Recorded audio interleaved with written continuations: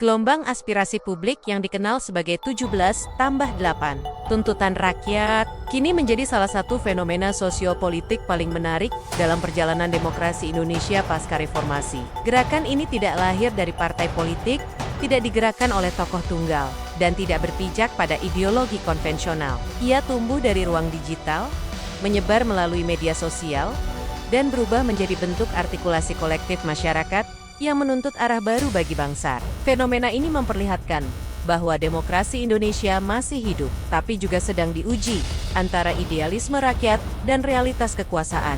Pada intinya, gerakan 17+8 tuntutan rakyat adalah refleksi dari akumulasi kekecewaan sosial yang lama terpendam. Aisinia membuat 17 tuntutan utama dan 8 tambahan yang menyentuh aspek ekonomi, hukum, lingkungan, serta etika pemerintahan. Di dalamnya terdapat seruan untuk memperkuat keadilan sosial, menegakkan supremasi hukum tanpa tebang pilih, menolak penyalahgunaan kekuasaan, serta menata ulang kebijakan ekonomi yang dianggap semakin jauh dari kepentingan rakyat. Tidak semua tuntutan bersifat baru, tapi cara penyampaiannya yang spontan, terorganisir melalui dunia digital, dan lintas generasi membuatnya terasa segar serta relevan dengan kondisi masyarakat hari ini. Salah satu faktor yang membuat gerakan ini cepat meluas adalah kondisi sosial ekonomi yang semakin menekan kelas menengah dan bawah. Naiknya harga kebutuhan pokok, meningkatnya pengangguran terselubung, serta persepsi publik terhadap kesenjangan antara elit politik dan rakyat kecil menjadi bahan bakar utama. Di sisi lain, perkembangan teknologi komunikasi mempercepat penyebaran wacana politik. Platform seperti X, TikTok, dan Instagram menjadi medium utama pembentukan opini publik, menggantikan peran media arus utama yang dinilai terlalu berhati-hati atau berpihak. Fenomena ini menunjukkan bahwa politik digital telah menjadi arena baru perebutan makna dan narasi di Indonesia. Meski tidak memiliki struktur formal, 17+8 tuntutan rakyat menunjukkan kapasitas mobilisasi yang kuat. Di beberapa kota besar seperti Jakarta, Bandung, Yogyakarta, dan Makassar, ribuan mahasiswa dan masyarakat sipil menggelar aksi solidaritas dengan membawa simbol-simbol gerakan ini. Warna Brave Pink dan Hero Green menjadi lambang solidaritas. Sementara penyebaran narasi di media sosial menunjukkan bahwa kesadaran politik generasi muda tengah meningkat tajam.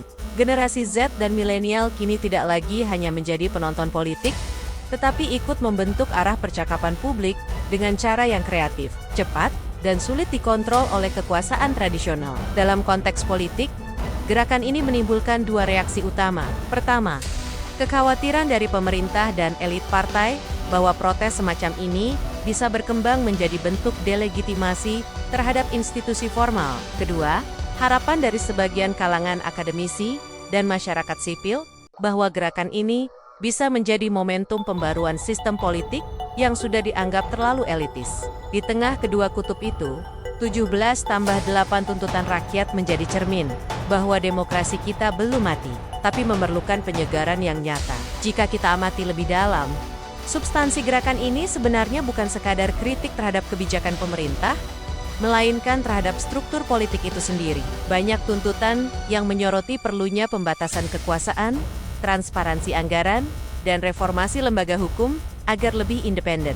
Isu seperti penegakan HAM, pemberantasan korupsi, dan keberpihakan pada masyarakat adat kembali mencuat. Tuntutan-tuntutan itu merefleksikan kegelisahan bahwa cita-cita reformasi 1998 mulai bergeser. Janji keadilan sosial dan pemerintahan bersih yang dulu menjadi semangat utama, kini dianggap belum sepenuhnya terwujud. Dari sisi akademik, beberapa analis menyebut gerakan 17+8 ini sebagai bentuk deliberatif demokrasi generasi baru. Demokrasi yang tidak lagi hanya terjadi di bilik suara atau parlemen, tetapi di ruang publik digital tempat masyarakat berdiskusi, berdebat, dan menyepakati tuntutan kolektif tanpa harus menunggu restu institusi politik. Ini adalah bentuk evolusi politik yang menandakan bahwa rakyat tidak lagi puas hanya menjadi pemilih setiap 5 tahun. Mereka ingin menjadi peserta aktif dalam proses pembuatan kebijakan, sekaligus pengawas terhadap jalannya pemerintahan. Namun, tantangan besar dari gerakan semacam ini adalah keberlanjutan. Gerakan yang lahir dari media sosial seringkali kehilangan arah setelah momentum awal mereda. Tanpa struktur kepemimpinan, strategi politik jangka panjang, dan basis massa yang solid, banyak gerakan digital berakhir menjadi tren sesaat. Karena itu, kunci penting bagi 17+8 tuntutan rakyat adalah bagaimana mempertahankan relevansinya dalam jangka panjang tanpa kehilangan semangat independen yang menjadi ciri khasnya. Tantangan lainnya adalah bagaimana menjaga agar gerakan ini tidak ditunggangi oleh kepentingan politik tertentu yang ingin memanfaatkan popularitasnya.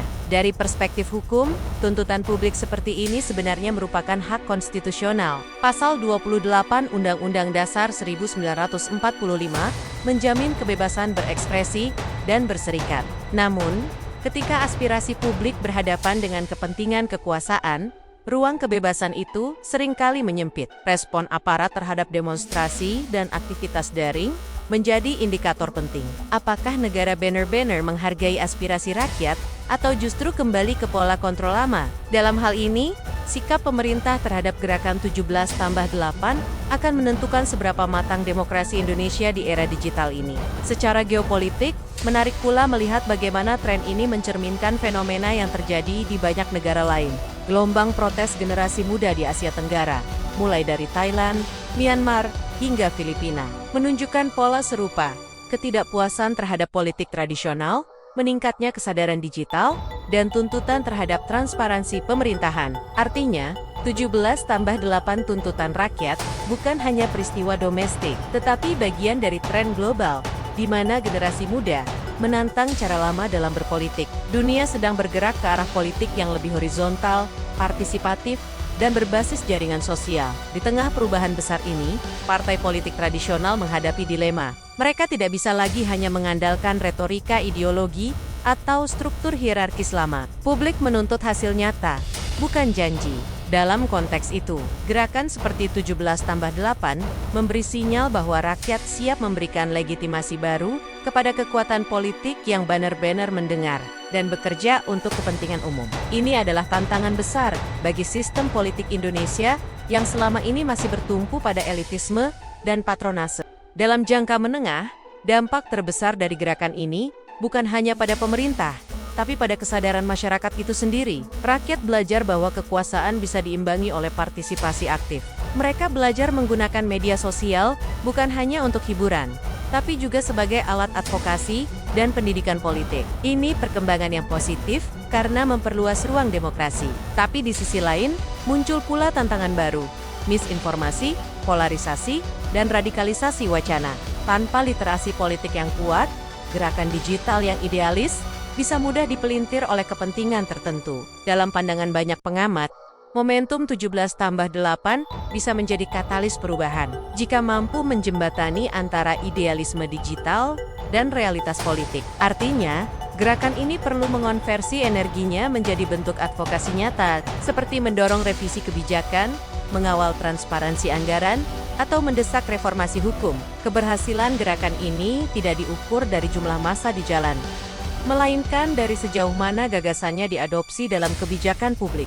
Secara sosial, gerakan ini memperlihatkan kebangkitan solidaritas lintas kelas dan generasi. Di tengah polarisasi politik yang tajam selama beberapa tahun terakhir, 17+8 tuntutan rakyat justru menjadi ruang bersama yang menyatukan suara mahasiswa, pekerja, akademisi, dan masyarakat umum. Ini sinyal positif bahwa masih ada kesadaran kolektif yang tumbuh di masyarakat, bahwa nasib bangsa tidak bisa diserahkan hanya pada elit, tapi harus diperjuangkan bersama. Akhirnya, 17+8 tuntutan rakyat mengingatkan kita pada satu hal mendasar, bahwa demokrasi bukan sekadar sistem pemerintahan, tetapi proses belajar sosial yang terus berkembang. Ia hidup ketika rakyat berani bersuara, berdebat, dan menuntut perubahan. Ia melemah ketika masyarakat diam dan menyerahkan segalanya pada kekuasaan.